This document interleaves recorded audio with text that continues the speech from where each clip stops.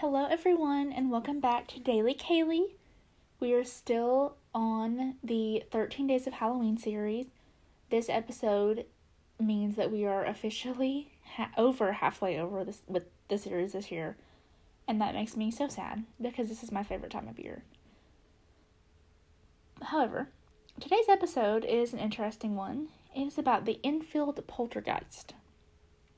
I usually don't talk about paranormal or supernatural occurrences on this podcast. It's usually about true crime and things like that, but I thought this was an interesting supernatural case, if you can call it that. The Enfield Poltergeist is the notorious name for the claim of supernatural activity that happened at 284 Green Street, which was a house in Enfield, London, in the UK. The claims of paranormal activity happened between 1977 and 1979. The activity seemed to center around two sisters by the name of Janet and Margaret Hodgson. Margaret was 13 and Janet was 11. And it is a very controversial case. Some members of the Society for Psychical Research, I've never heard that word before. Some members, including other paranormal professionals, they believed this was genuine. However, others criticized this case. They were completely unconvinced, and they had found their own evidence that the girls were faking these events. So, like I said, very controversial. It's kind of up in the air on what really happened, if this was real or if it was a hoax. So, let's continue.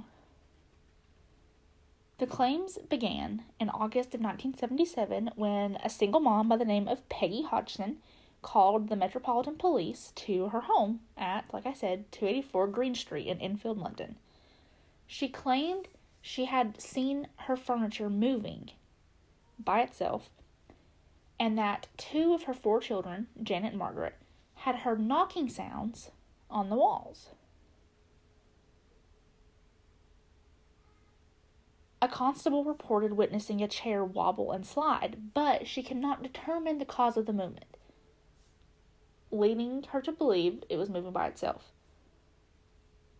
After this, the initial call to the police and the constable witnessing strange things, it seemed to not only grow more attention, but become more astonishing. After this, the claims from the girls and Peggy included disembodied voices, strange loud noises, toys being thrown across the room, chairs being randomly overturned, and Peggy and Margaret levitating.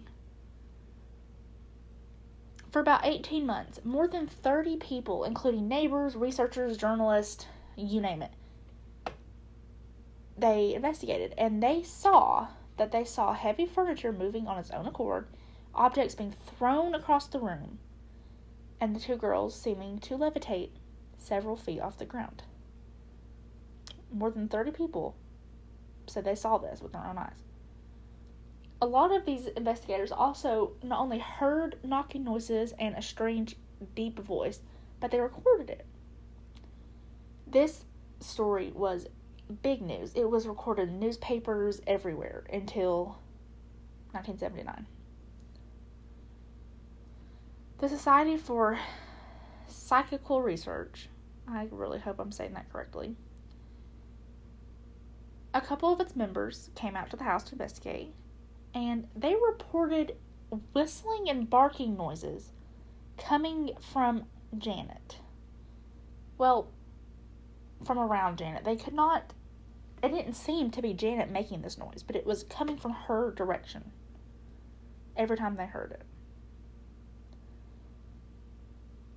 Guy Lyon Playfair, who worked for the SPR, the Society for Psychical Research, he wrote in his book that he later published, He wrote that he believed an entity was to blame for these disturbances.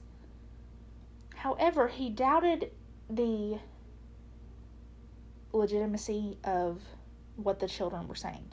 And he wondered if they were either exaggerating what was happening for attention, or if they were just completely playing a game to trick people.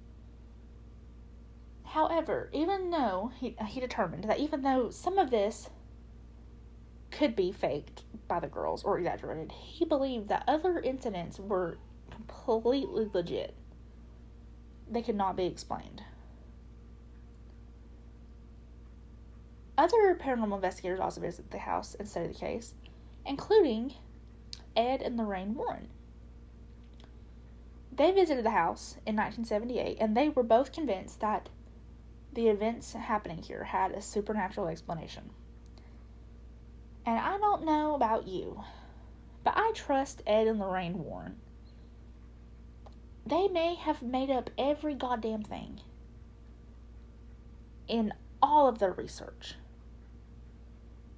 But I believe them. I trust them. Something about them I trust. Not only because their research is so popular, but because of the nature of the work they're doing.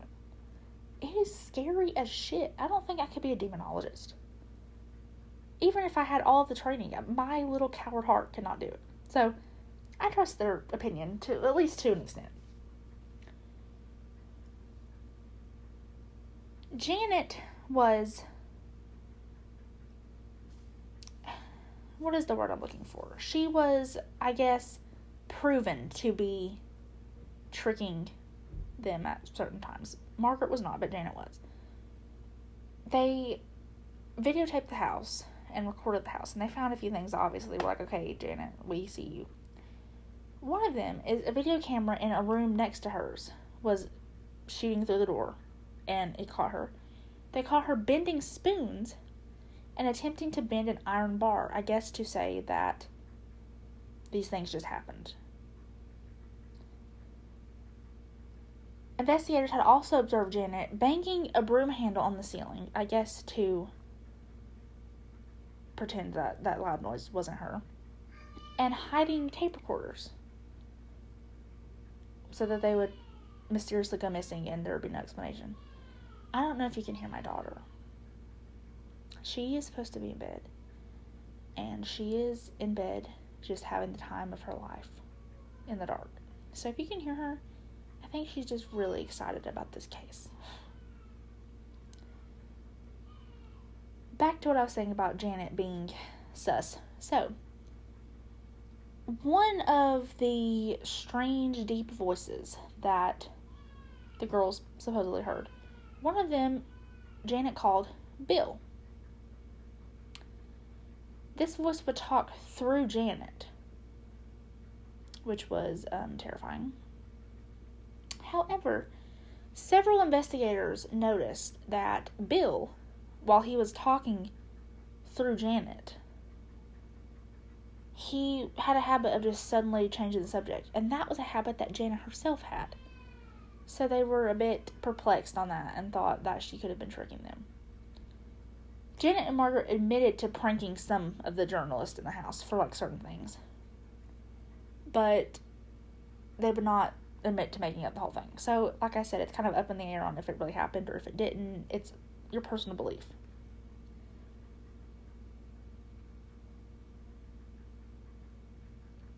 A lot of professionals said that the girls had suspicious behavior, their claims were suspicious. It was clear that they had staged some of these incidents for a sensational story, which I said they probably did exaggerate a few things to just make it bigger than it was. A few people investigated and suggested that Janet was practicing ventriloquism, which would kind of explain on how she could do other voices without being detected that it was her speaking, if that makes sense. Like her mouth wasn't moving. They had a stage musician come in to investigate the Enfield poltergeist to see what he thought. He said he did not observe anything that was paranormal, and that, once again, he thought Janet was very suspicious, and he thought Janet was just a little girl who was very, very clever, who wanted to cause trouble. He also was joined by a ventriloquist who agreed with his statement, I guess that's what I'm looking for. And he said that he thought Janet's male voices were simply vocal tricks because he thought she was practicing ventriloquism like he does. It's easy, apparently. I mean, I don't know. But according to him, I mean, it's something that could be explained. Like I said, there is so much controversy about this. People were being slammed back and forth. People were being too trusting or people were being too harsh. It was literally any man's guess on if this case was legit or not. Someone said that when the disembodied demonic voices were being heard, Janet's lips were hardly moving, which is once again why they think she was practicing ventriloquism, because it was strange. Why would her lips hardly be moving if someone's controlling her body? I don't know. There was also a remote-controlled camera, which means the photographer was not always in the room. It was set up to take pictures every 15 seconds. And some of these photos reveal that the girls were pranking people. There is one photo that shows Janet levitating. But when you look at the photo taken 15 seconds beforehand, it shows her bouncing off the bed like a trampoline. So she was not levitating. But the picture, if you saw that one picture, you would believe it.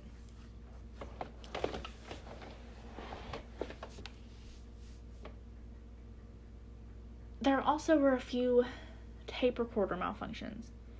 And some people thought, okay, well, this is a sign of paranormal activity. No, it was debunked. There was a problem with that particular model of tape recorder. I mean, really, there is no solid evidence for paranormal activity. But if you were going to be a ghost or a demon, would you want there to be solid evidence of you messing with people? No, you wouldn't. I mean, I wouldn't. So, like I said, it's up in the air. A lot of the investigators, well, I won't say a lot, but it's about half and half. Some of the investigators believed that Janet could not have been making up these voices because the crazy ass demonic deep voice that came from Janet, it did not have the vocal range or the vocabulary of a child, which is strange. The vocabulary, I mean, she could read a dictionary, I don't know. But the vocal range, I don't know. I feel like when you're a child, you can't really, I mean, you can't explain that. However,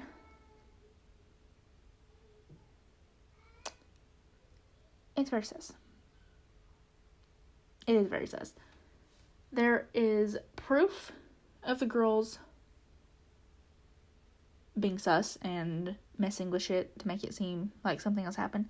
But there was also things that no explanation can be proven. I wish that I had more to say about this case. I really do. I will leave you with this last piece of information. There was an article in a magazine a few years ago of a psychology professor by the name of Chris French, and he described 5 simple reasons why he believed this case was a hoax. Not even like half prank, half real, like a complete hoax. These are his 5 reasons. 1. The 2 sisters involved admitting hoaxing some of the activity, which is already a red flag. 2. The photo of Janet levitating above her bed could just as easily be explained as Janet jumping. 3. The spirit of the old man who supposedly possessed Janet took a great deal of interest in menstruation. 4. Eyewitnesses are notoriously unreliable. And 5. Other schoolgirl pranks before and after have gotten just as out of hand. This case is extremely famous. There have been books, documentaries, movies, so much that have been inspired by this case. The Conjuring 2, which I'm sure we've all seen if we are here, that film is based on Ed and Lorraine Warren's investigation of this particular case. So, before you tell me what you think of this case, I want you to go watch The Conjuring 2, and then come back and listen to this again, and then tell me what you think. Obviously, The Conjuring 2 is like 75% fiction, but tell me what you think. I hope you guys enjoyed this case. Maybe my next paranormal case will actually be something extremely spooky. So if you guys have any suggestions, message me on Facebook and let me know. Bye, guys.